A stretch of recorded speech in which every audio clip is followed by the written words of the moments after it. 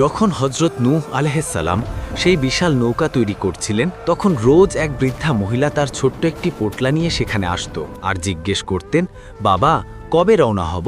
নবীজি কথা দিয়েছিলেন, সময় হলেই তোমাকে ডাকবো মা, তুমি নিশ্চিন্ত থাকো।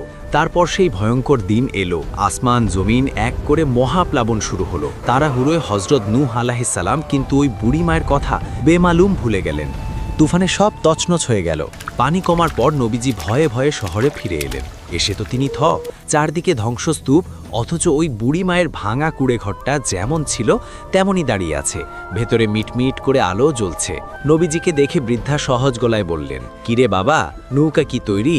আমরা কি যাব না? নবীজি অবাক হয়ে জানতে চাইলেন, মা তুমি কি এত বড় তুফান দেখনি?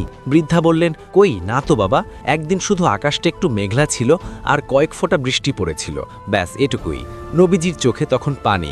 আল্লাহ জানিয়ে দিলেন, হে নূহ,